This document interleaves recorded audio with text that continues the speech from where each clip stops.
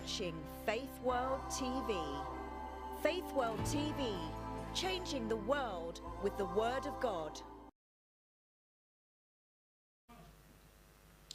A very good afternoon, good morning and good evening from wherever you're watching us. Yes, it's a brand new weekend, a brand new show. This time we want to talk about an event that's been taking place right here in the big city, London. The event is called London Political Summit.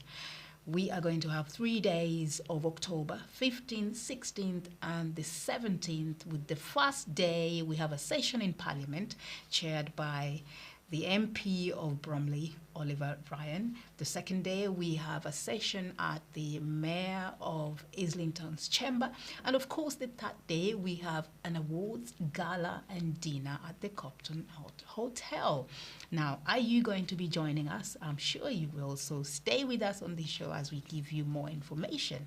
Today is also an important day in one small country in Africa with 22 million population. Yes, they have 7 million registered voters today trying to pick who deserves to be the president of Malawi. It's an exciting time for them, I'm sure, because Malawi was a country where, of course, after Kenya, they nullified their elections in 2019. So we are waiting to see how everything pans out today. So stay with us. And here with me in the studio is veteran journalist and broadcaster, also CEO of Informa East Africa, the one and only Dr. Julius Mbaluto. Please do join us. Thank you. Always pleasure. Always a pleasure. Always a pleasure, especially on a day like this where we have elections in Malawi. Fantastic. Shall we start with that? Quite exciting, quite exciting. Very exciting. Now, Malawi obviously has had a history of peaceful elections. However, you know, in 2019, there was a rerun because, you know, of anomalies suspected, obviously, allegedly. And of course, after Kenya, it became the second African country to nullify elections. And now we see, back on the ballot, we see Professor Mutharika, we see the incumbent Chakwera, we see the former president as well, and former president and also former vice president Joyce Banda, among many others. Small country, 16 candidates. What do you think, Julius?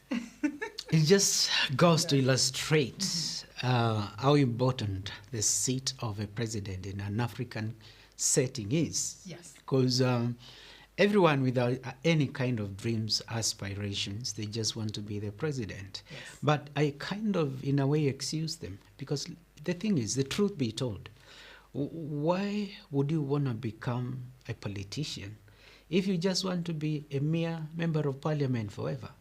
You know? Of course. Every area, there should be a ambition, and ambition is just the highest level, you know, the apex of everything, at the very top. That's where the journey matters most, and it's always very contested position to be in. We can see, you know, in the case of Malawi, a whole 16 presidential candidates, quite a lot. Very small country. Quite a lot. Quite a lot. And then again, in a way, just me what I think, it just also goes away to show how we are all unwilling to play a supporting role for a better cause. For another person and also for another for a better cause, yes. for a better cause. Because if it was political values, political convictions among us, the Malawians, someone with a good vision to make the country a better place for everyone, then it becomes necessary to kind of sacrifice. And if you're good and you have the potential, you're like, okay, we cannot all be presidents, but you know what? How about supporting the other person? And we have a very one credible, formidable force. Because now what we have, so many presidential candidates, they split the vote. The votes are going to be split. And I would imagine, I suspect, if Saulos Chilema, may his soul rest in peace, if he was here, I would imagine he would also be a candidate. What do you think? Definitely so. Definitely so. So African politics is it has become you know, it has become necessary for people to begin to think it doesn't have to be me, but it has to be something which is good for the country. An idea, ideology, something that we can go as a movement. When I sacrifice my desire to be at the top, for someone else to win, and we support that, just like a movement for good, if I may call it that way. I mean, you and I, we're Kenyans, and we know when you're talking about, it's about the ideology, it's not about the person. I mean, let's talk about Right Honorable Raila Odinga. How many times has he tried to become Prime Minister or President? President. Actually, not Prime Minister. He was made, Yeah. it's almost like he was handed over that Prime Minister post. But Yeah. how many times has he tried to become President and he hasn't given up? Is this an example of, you know, you don't want to give way to somebody else, it's just your ideas you want to bring in? I'll say when you look into Honorable Raila Odinga, he's been there so many times. He's tried to be president. Unfortunately, through rigging of elections, nullification of election when he was still a candidate, he has never made it. Allegedly, He has never. because we're not sure if it's Yeah. rigged or not. We didn't. Me and you opened the server, so we So when you exactly say don't allegedly, know. Yeah, yes. yeah. So, but whatever we wanna call it, when the elections were nullified last time in Kenya, it was because of malpractices, which was evident and produced in court. You know, so it was properly prosecuted. So we can speak with confidence that was the case. So, but his lack of winning has been controversial, as you say, through rigging of elections and all that. But we don't want to delve into that. It's been many times, put it simply. I want also to acknowledge your point. A lot of people have supported him throughout the years, many years, right? Yes. And does it have to be only him? I'll say probably not, because we should all have equal chance. But you know, if, for example, I've never been... Is it about equal chance to lead, or is it about meritocracy? You have merit to lead. No, I'm saying equal. I wanted to say, after you say equal chance to lead, it becomes a question of the person who is more credible, the person who is the best fitting candidate, The one who has the the one merit. with enough experience. But if those people are about 10 of them, they should all have equal chance. Right. We cannot begin to say, my community has always supported this one man, or my community is all about this one man.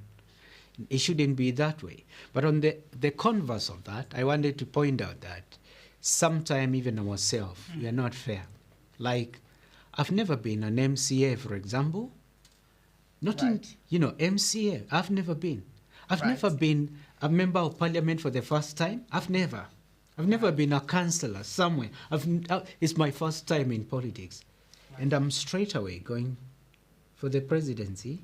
Do you think there's a problem with that? Then I think, in life, you crawl before you walk.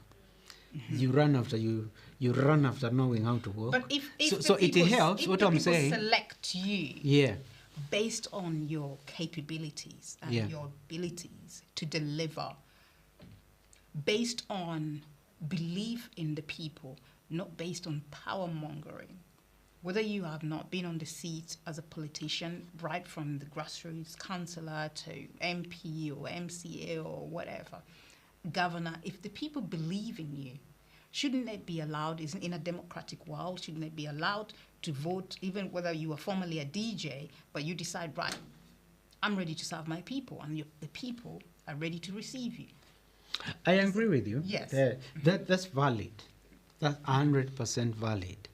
That anyone who vies and people decide gonna be the one, they spoke, and they have to be listened to. Their wishes must be respected. At the end of it, there are cases like that. We have live cases in Africa. Remember the footballer who became president? That's right. Yeah. He didn't do Good a bad example. job. He didn't struggle to get the votes. Exactly. And he did a good job. I think it's George Weah. Yes. Yeah. And So- look at the President Ibrahim Traore. Yeah, yeah. So it's a question of who do people want him or her to lead them. But at the same time, I'm saying sometimes, you see, there are many people, although they vied for presidential candidate, when you look around them, there's no experience. Right. Like this guy, you can say George. So it's almost like you're buying your way in. You're buying power, or you're buying the people.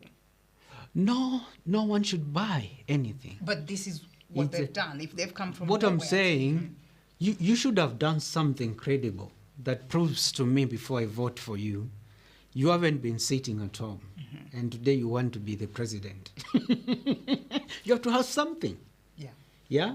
Joshua was an international footballer. Yeah. The whole of his countrymen knew him. Yes. He had something to give. And maybe if you were to assess qualification as transferable skills, having been where he was in terms of football, then if he uses those skills to transform those to transfer to politics, you're telling me this guy can do something. But someone who just came from I don't know, they've done nothing, you can see, put your finger on it. And even if you say, yes, we fought for you today, you have no sure this person will know what they're doing, you know? So is this the case for like Malawi? They have all these 16 candidates. Okay, the credible ones that you can see now is obviously Chakwera, then you have Mutharika, and you have Joyce Banda. So you can say that these people are qualified, the rest are not. They have political experience, but the others, you can never rule them out because we don't know, we don't have their portfolios here with us. It could be maybe one of the presidential candidates in Malawi. The other ones, if I call them the other ones, they have excelled in corporate business, for example, to very senior levels. When it comes to leadership, it doesn't have to be political leadership. Leadership is in many ways. You may be controlling a multi-billion corporate, which has branches across different countries in Africa. You're still a leader. You're still credible. Yes. Or you can be the best legal mind there ever was in the country. You don't have to have become a politician. So people make a mistake. They restrict leadership to just be political leadership. Leadership is of so many types, and it comes in many within spheres. Your environment. Within Even if our you're working environment. in a supermarket, you can be a leader of, all those people that are working on the supermarket shelves. Yeah. I think that's where there's a confusion and maybe lack of education among young people. They believe that leadership is only political. Yeah. And so when you approach a young person and encourage them to become a leader, they'll be like, no, I don't want to be corrupt. I don't want to be among the corrupt. I don't want...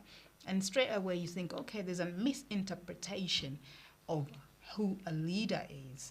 And I think that's where we need to start the education aspect of it. Exactly. The voter education. And also to let the voter know that whoever has stepped forward to become a leader is not just a leader in parliament where they report.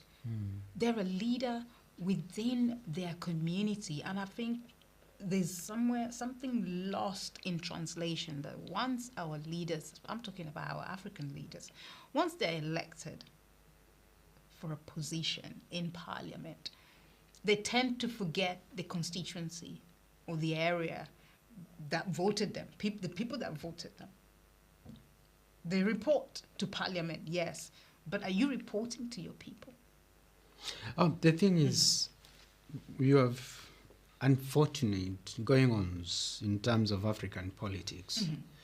So if you focus on either Malawi or Kenya, immediately you come to the political parties. Yes. And when you come to political parties, on one hand, you have a political party that has to choose who is going to vie for any particular seat. And all political parties, you have to pay money. It's not free. Of course. And then and after you have paid all that money to be the one declared as a candidate by your party to compete with others, of course, you spend a lot of money. That's right. And that moment, your party decides they're not going to choose you. All these people are upset and all that. But what I'm trying to drive at is like, having spent so much money in the political elections, Right. a lot of politicians come into power. They're like, I want to get my money back. With that in mind, Right. they may not quickly remember you who voted that quick. Yes. Thereby, Because I they have want to some recoup business that to money. attend. Yes. Hey, I spent 10 million for this. I need to recoup it. And yes. I have 5 years. I have to be quick, Yes. you know? Yes. It's like business transaction. It's Yeah. like, where's my profit? Yeah? And those who are disappointed and angered because they were not declared as to representatives of the political parties in any particular constituency, they are upset and they become rebels of the party. They will criticize the party forever and ever. But when you understand all this going on, it's when you begin to know why is it that you promise the people who vote for you, you're going to focus on them. But the moment you are elected, you hardly ever want to engage with them. Yeah?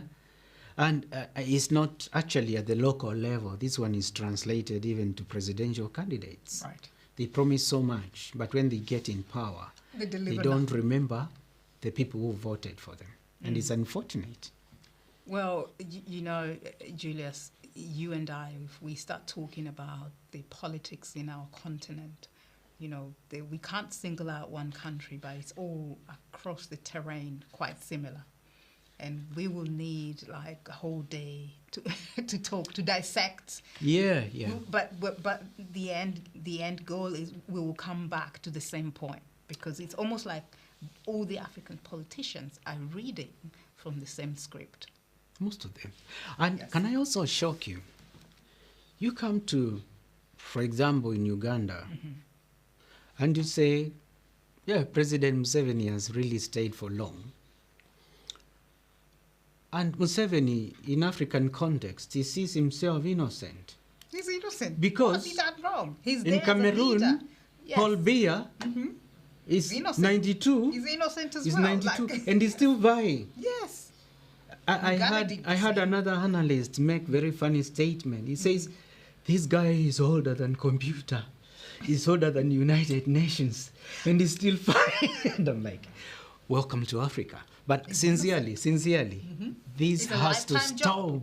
stop. This has to stop because at 92, you know, even at 80, seriously, you've done a good job to be where you are as a president. I mean, But Mutarika is 85. why don't you just spend time with your grandchildren and enjoy? But then I think that they see Must that... you die on the seat? I think that they see that the older they are, the wiser they are, because they've been there for such a long time, so they know the tricks and trade of the government, of that particular government. Every human being, You know. at some point you get tired.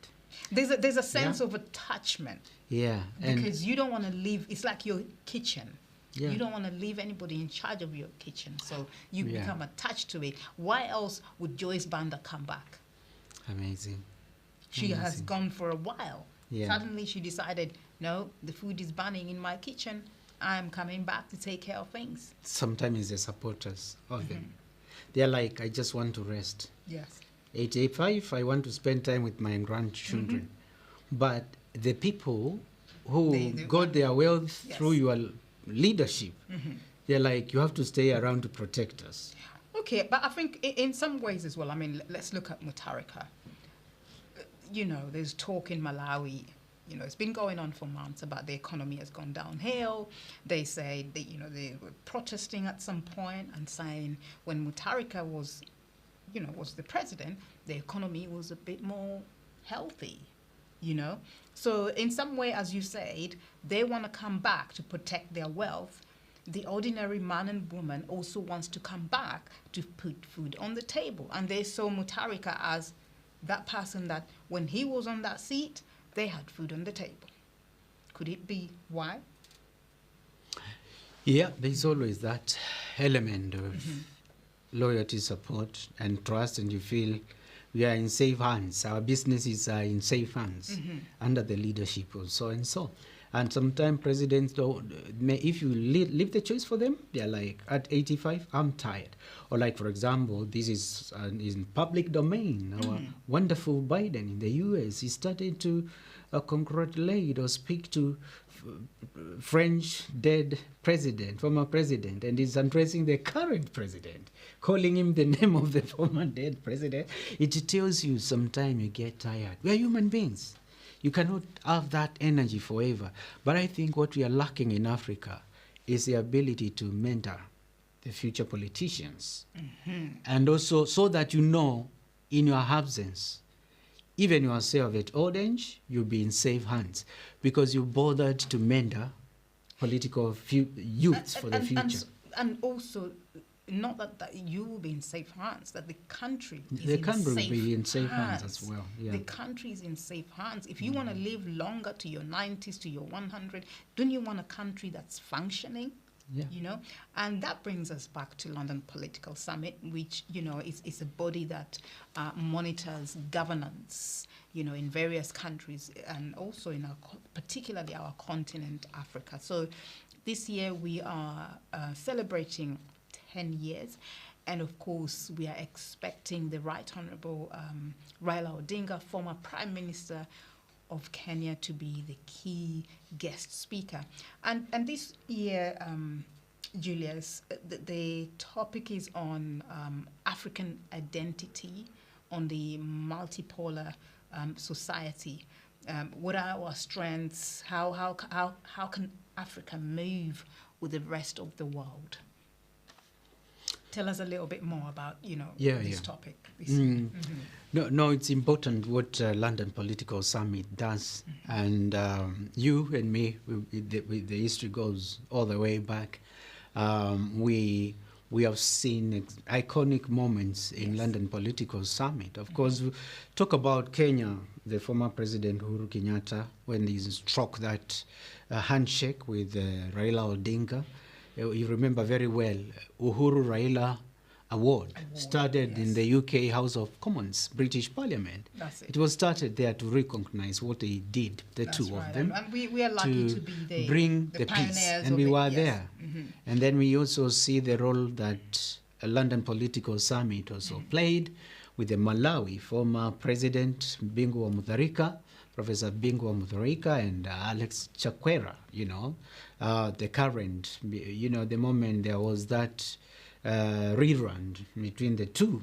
We also saw London Political Summit also acknowledging the ability to have kept the country safe. And there was a rerun, peaceful rerun, and an outcome came. And there was peace. So those moments are kind of iconic for London Political Summit. But when you look into like current, you know, outlook or focus from London Political Summit, we are here in 2025. And in 2025, the landscape of Africa politics has changed so much.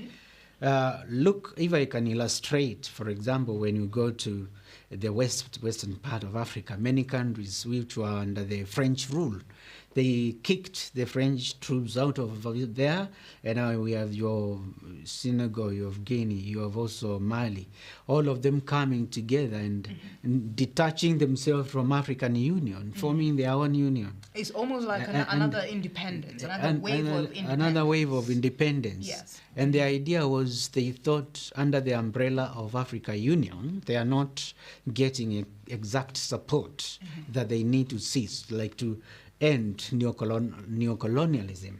And when you look into what has happened there, then you talk about even in East Africa, a lot has changed. We still have this immense war in Sudan. We come closer and you find that in East Africa also the political landscape is changed.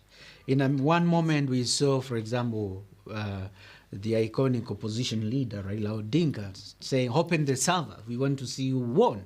Ruto must go, and all that kind of thing. Yes. Then Gen Z is coming, and they tell him to take a back seat and we are taking over now. We'll deal with it. You've done enough. And he watches from afar. It's like he was not used to watch from afar. Yes. He comes quickly back and tells Kenyans, where do you want Ruto to go? And now they are brothers, right? Most of ODM members are in the cabinet of what we call broad-based government. When we see all these changes and the dynamics, and extremely disruptive in the political setup. It is, indeed it is disruptive, but then it also sort of puts a stamp on Africa, that Africa now can decide on its own without using a blueprint from the West. You know, all of this that you're seeing happening, especially, well, it's always our Kenya, isn't it? That's where it starts from. You know, opposition is now in government, you know, eating from the same plate. Yeah. Having positions as you know, cabinet ministers in government. It is unheard of. It's unheard of. And so, once more, you know, Africa is reshaping its landscape. Because we see that, you know, we have actually indeed suffered under, you know, policies that were made not to suit us. And so I agree with where Africa is going at the moment. But what I do not agree with still is the purchased votes. Africa, we're still buying votes. Yeah. How are we buying it? Through tribal lines, yeah. Through political lines, yes. Through religious lines. You know, it's almost like we don't know, not like here in the UK, right? You know, when there's an election, you go and vote for someone. You don't care where they come from, whether they're from Birmingham or Liverpool, or you're voting. You're voting. And so my dream for me is that one day Africa votes on lines that do not cross tribe, do not cross gender, because right now women are still being given their own positions, like women rep. Where's men rep? Do we really need women rep? Affirmative action. Do we need no, Julius? 2025, they should get rid of that women representatives. Because because the normal man and woman cannot just go on the ballot and vote a woman as a governor or a senator or a president. So then now we have to try and give women their own little title in the corner. No, that, you know, if we get rid of that in our continent, we would have won. Yeah, I agree with you that what I've seen is since this, we are focusing on the 10 years of London Political Summit and the changes that have already come on board. Yes. And I was saying that in many countries, it has been extremely disruptive experience. Like now, when you talk about Kenya, there was a very clear distinction between the ones who are not opposing and the ones who were opposing. There was that clear distinction. But now, the disruptive change that has come is not just affecting the opposition, it's also affecting the incumbent party. It's affecting the government. Like, for example, you look at the deputy president, Gachagua. Look at when Raila was in opposition. He was saying he's going to put traps all around status that you'll never get in. But he ends up getting in, and Gachagua is out. Getting in, and the person that was in government is out. So we might What happened to the traps? We might as well go back to one-party system. What do you think? It looks like that now. I think that Kenya is going back that way.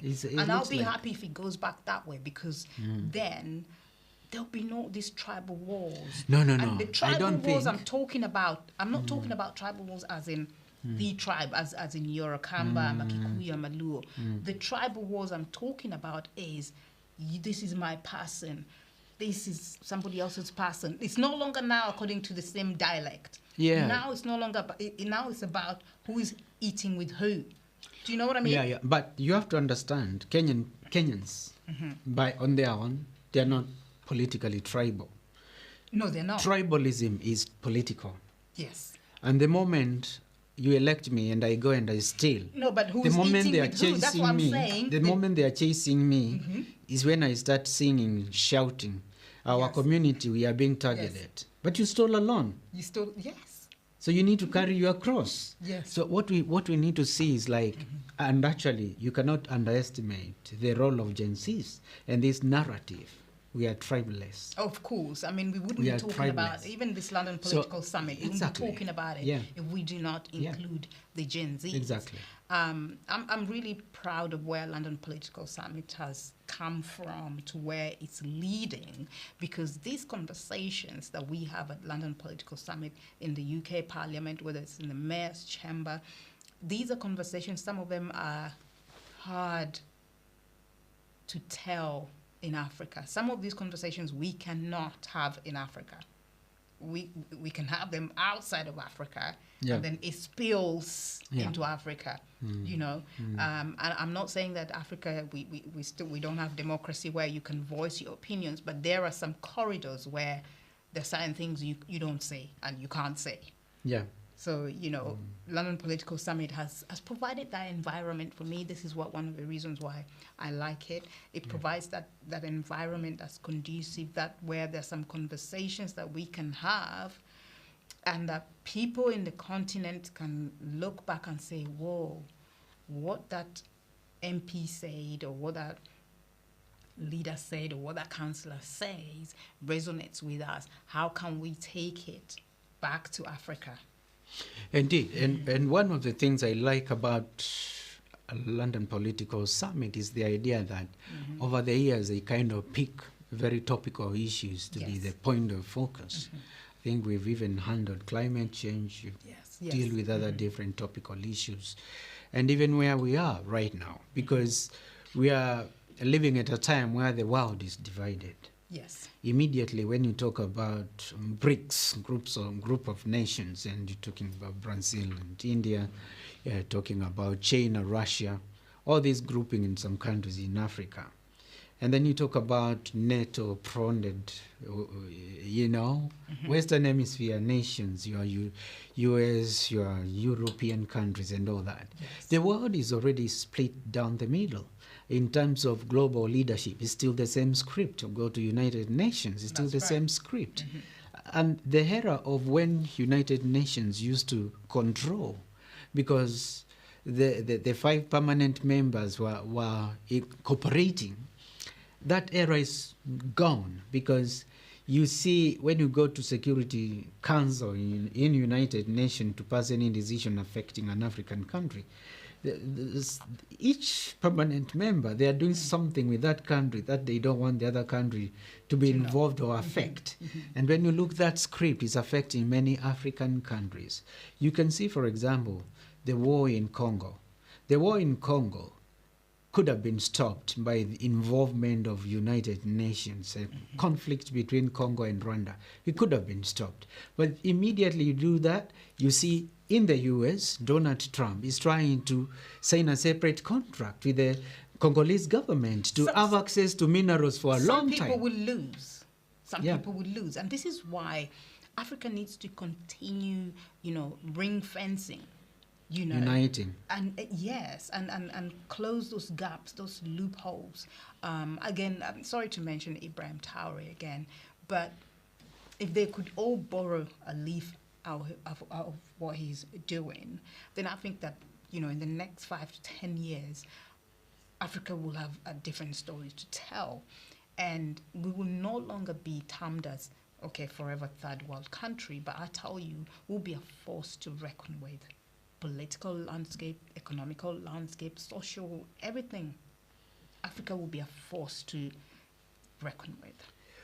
The most amazing moment, I think, was last week, the case of Ethiopia. And Ethiopia, they built this multi-billion dam Yes. using their own money. Nothing borrowed. Nothing more. And when you look into the potential, that country now, they say with thermal water coming, electricity is produced through water. You know, they can begin to export their electricity to the rest of East African countries. When you think about that power, it's amazing. But when you look into the success of that, it's a big question. Why do we have to keep on borrowing? You go to Mali, you're talking about Ibrahim Traore. All he has done is doing without loans from the West. Exactly, yes. And one of the greatest hindrance and enemy of African countries and Africa as a whole is this aid, is these loans, because they come with a lot of conditions attached. And when they come, they kind of hook countries that you never get out of them. Forever and ever, you are It's still like an controlled addiction. forever. You get one, It's then like you get an another one, and then addiction. another one, and another one. And it never stops. And do we really need them? We can say, what is it that we have locally? And you've seen Tanzania, even for example, the era of Magufuli. Yes. And but Buying you for the know, airline with Tanzanians' money. Samia's kind of reversed. Yeah. She's reversing You see? everything, right? She's They were able reversing to buy their own airline Yes. using Tanzanian money. They've built iconic bridge, the longest in so many countries in Africa, using Tanzanian money. But any other president coming, oh, we have to borrow to develop. You don't have to borrow to develop. You see, if you knew the resources you have within your country, it is these countries to pay for that. Absolutely. And you make more money for yourself. Absolutely. You don't have to borrow. You don't really, it's not a must. But essentially, It's that not a money must. ends up here again. Exactly. It ends up here in Yeah. consultation, in all various ways. It does Yeah. end up here. But going back to Ethiopia, I'm really proud of what they've done. Ethiopia, I mean, Nigeria is the giant of Africa, but we could easily start talking about Ethiopia being the giant. I mean, it's got Amazing. 220 million plus population, Nigeria 250. They're catching on. And Ethiopia, their development, the way they're moving is so fast that, you know, the surrounding countries can't compete. So I think that very soon we'll see Ethiopia emerging the giant. Yeah, indeed. And these are conversations. I just want to see how they pan out during London Political Summit. These are conversations that we need to focus on. Yes. And of course, it's not just to talk about it, always figure out what is it that going way forward we need to embrace, we need to do things differently.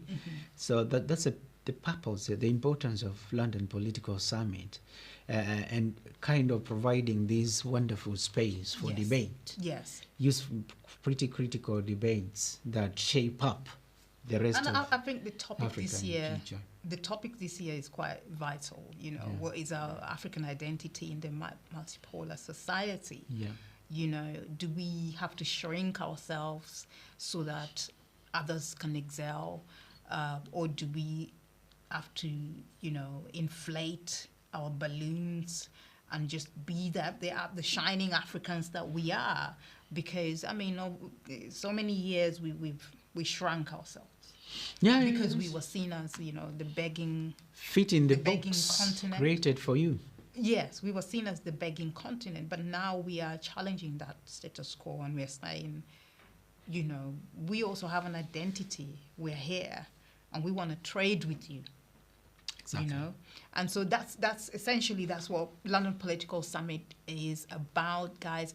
If you don't know about London Political Summit, go to the website, find out more information. As I said, this year it's going to be very exciting. Where we have the 3 days. parliamentary session on the 15th of October, which is the day one, chaired by Oliver Ryan, MP. And we have on the second day, on the 16th, we have the mayoral session. Yes. Yeah, at the Islington Chamber, hosted by the mayor, of course. And then on the final day, we have the awards and gala looking, you know, show up looking amazing and glamorous. So all the details are on the website for London Political Summit. Do join us. Julius, what are you looking forward to this year? I think also it's worth also sharing that it's a ticketed event, so you have to register, and the link will be on London Political Summit. If you Google up London Political Summit, it's going to come up.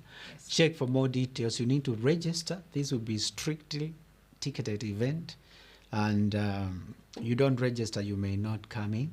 So it's better to register and you'll be able to attend. My expectation is I'm looking forward, definitely. Yes. I want to see how this current Yes. focus and the topic, how it is going to shape up. And it would be nice to see what are people thinking about Africa today, caught between BRICS group of nations, NATO fronted, European hemisphere, all these countries, and Africa is somewhere there. You try to move towards China. US is screaming. Yes. You can't deal with them, mate. We are together. What's happening? Yes, What are you yes. trying to do now? Yes. You go to US, Chinese are like, hey, BRICS is better than... It's good to know where Africa stands. But you know what, Pauline, the one thing I can say, Africa is in a very important position. To call the shot, strategically positioned. Very strategic. This is a time for Africa to stand and say, we don't belong to BRICS. We don't belong to any other grouping. We are African. And African, think about unity. Think about your wealth. Begin to come together. Anyone who wants access to that wealth, whether minerals, whether whatever it is, Africa stand together and say, this is my value as Africa. And I'm the one to sell it to the price I want to. Don't really we're naming, be dictated to. For the first time, we're naming the price. We're naming the price. Look at what Ethiopia has done. Look at what their own dam. We're naming the price. Exactly. That dam is already a tourist attraction. Exactly. Ethiopians charge for people to come and see it. Why not? Exactly. So, but I also, I'm really intrigued by the rise of the Gen Zs taking ownership of the continent. I think the millennials and the ones after are learning from the Gen Zs also to take ownership. Yeah. Because as you see right now, we're in the diaspora. There's an exodus. Yeah. There's a lot of diasporans moving to Africa. And you will be surprised. It's the generation that was born here. Some of them were born here that are going to discover Africa. We came here. We were born in Africa. But the ones that we gave birth to here, they're going back to Africa. They're going back to invest. Rediscover, to invest, to say, no, this is home. This is where all the wealth is coming from. Yeah. So I think that the conversations that we have at the London Political Summit are not just conversations about corruption and vote rigging, but it's also about economic development and change and the shift that Africa has made. That the Africa has now made itself an open market, and when we were growing up, there was a lot of red tapes. When you wanted to do something in Africa, when you wanted to set up a business, the red tapes were endless. Yeah. You would, as in the diaspora, you'd fly back home to set up a company. You're there for how many months? You're just paying bribes. You're knocking on doors. And nothing is happening. So many red tapes. But now, it's changed. Things have changed, and these conversations that we keep having internationally at the London Political Summit, I think is also shaping that change. Indeed. Indeed. Because even now, talk about this 3-day event, there'll be so much to be talked about in those 3 days. And all these amazing conversations, we're just bringing you up to speed where Africa is. Yes. And when you know where we are as Africa, it becomes easier to think about the future, plan for that future. You know where you want to go when you know where you are standing, how it's like, right? If you're standing on quicksand, don't think it's a time to jump up. Yes. Because you may sink. Yeah. But if you're standing on a solid ground, you jump. It gives you grounds to keep going up. Absolutely. And even if you were to land, you won't sink. It's a solid ground. So it's good to see what Africa Summit does, the London Political Summit does, And I can't wait. I can't wait to hear what's going to be talked about. But we are in a we're in a very special position. This is a time, if we get it right, Yes. we'll move and never stop moving. Because Absolutely. look at it this way.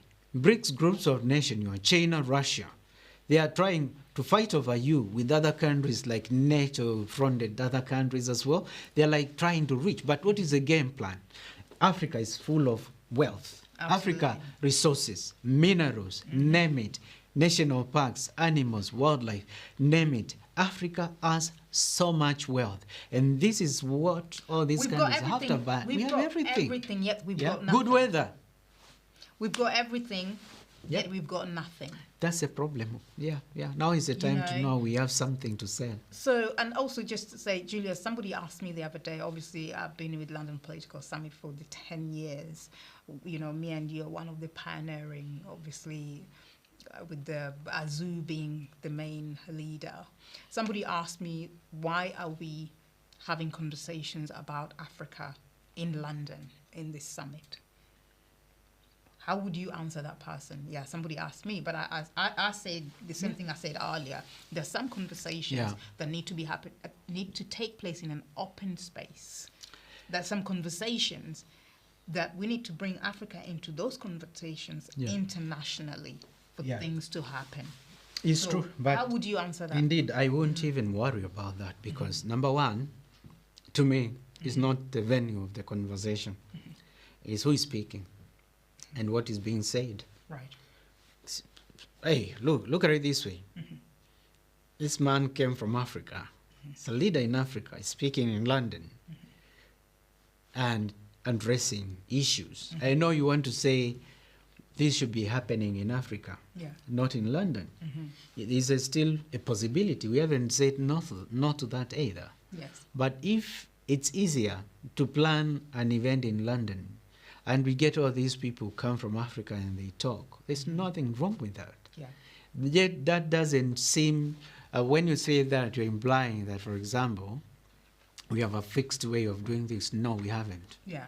Nothing stops us one day from holding this event in Africa. But now, for example, you're in the media, for example, and sometime when you name your publication, it says it's going to resonate with the people from your patch.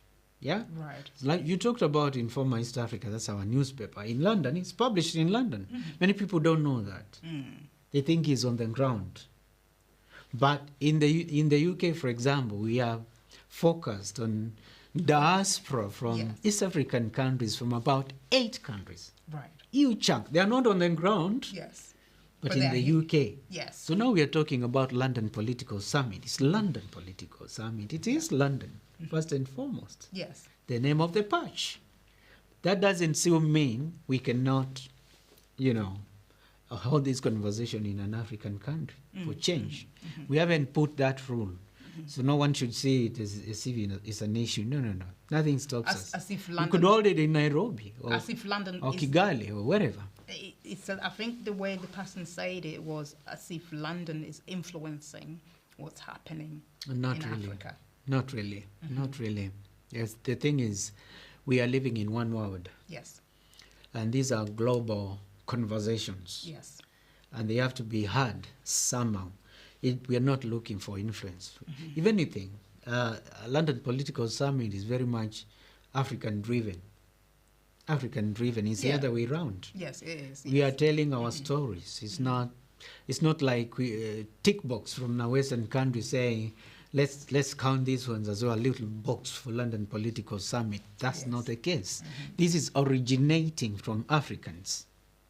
Right. Telling our stories. So for anyone that wants to register, of course, go and register on the website, but what should they expect? Well, they're going to expect a lot of quality debates, quality talks, up to the speed knowledge of how things are. We're talking about where is Africa today, 2025, in the context of what's going on all around the world. Yes. Where do we feature? It's good to know where we are at that particular moment. And for knowledge, see, the thing is, if you want to invest, best investment is on your knowledge.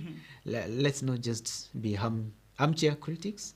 Let's be the one who does something. Let's be the ones there, so we hear what's being said and we can share, rather than not going and beginning to criticize from afar. It doesn't help. Be part of the process.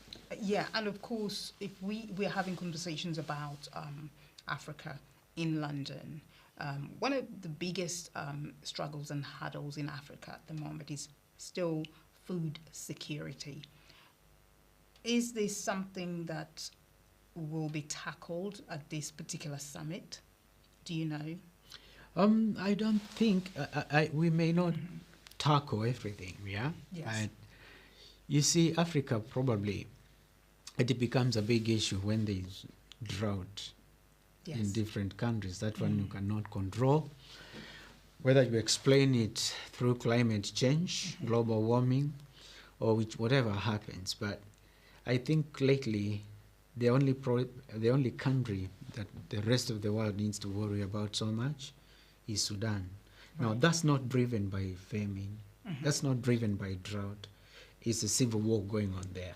Yes. The displacement of people, the killings, homelessness, never being able to farm, even if there is rain. Yes. Just spend your daily effort running away from bullets. Right. That's the conversation that perhaps people need to focus on. Our problem right now in Africa is not so much. I know we have 54 countries. We're running out of time, but we have 54 countries. Are there particular countries that London Political Summit is going to focus on this season in October? Probably I haven't seen the list yet, but I do think there are those countries that stand out based on what's going on there. That could be a good way to focus on them. Yeah, but I haven't seen the list yet. But from most likely, we're just going to focus on the countries that are serious issues are happening. I can give you a quick example. Yes. Ethiopia celebrates opening of the dam, but a country like Egypt and Sudan still disputing because there's been that ongoing historical dispute about the flow of the Nile River. They think the building of the dam by Ethiopia is going to affect the flow of the river. Yeah. So the water that goes to where they are will not reach them. So that controversy is still there. How do we resolve it? Will it be the point of conflict again? A celebration then conflict? I hope not. We hope not. It should be a success story for once, in Africa. And maybe reassure Egypt, you're still going to get some water from the Nile. Yes. Now, very quickly, of course, Malawi are casting their vote today. Who's your vote on?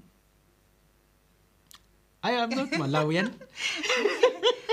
As an analyst, but, and as a friend of Malawi. Yeah, I'm a friend of Malawi. Yeah, let me just be very positive. Let it be the candidate that was genuinely given votes by Malawian. I pray it's going to be... Not the candidate that bought the votes. Not the candidate or even manipulated. Let be the candidate who genuinely got genuine votes. Yes. Let be that candidate be the one who wins. Is that heard of in Africa? Let it be the first time in Africa. Let Malawi lead. Let the candidate who got the votes be the one. Show us that the votes actually count. Let us show. Because... show us that nobody went into the server. Exactly. You see, the other time I ever voted, they put an ink on my finger, and that thing could not come out for almost a month. I almost chopped my finger off because I was so upset because my candidate never won. I said, excuse me, don't worry about me. What is this ink doing there if the voting doesn't matter? Anyways.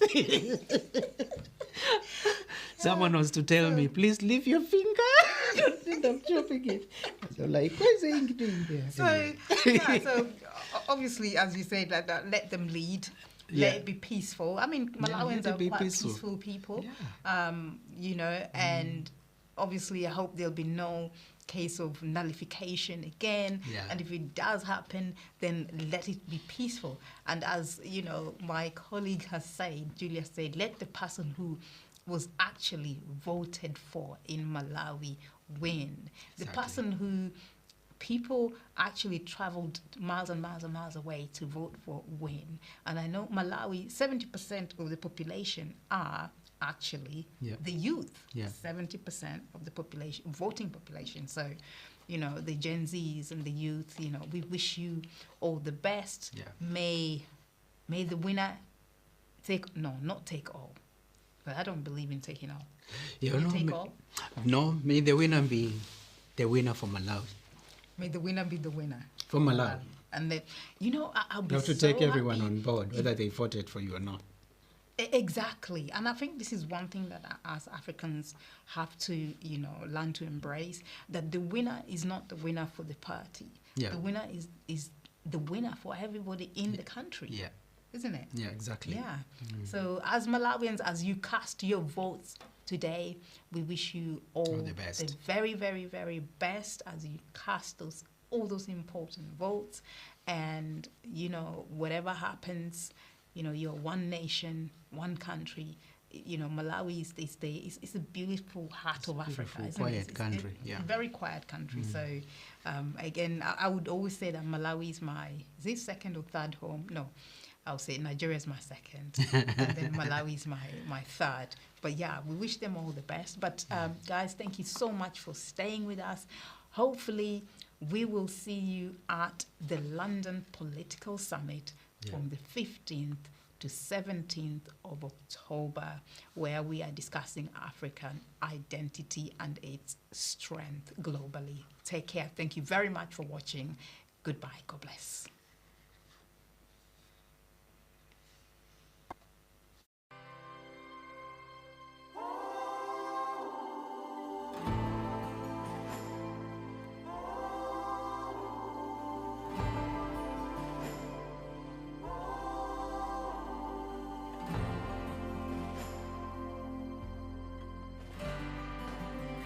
You are watching Faithworld TV.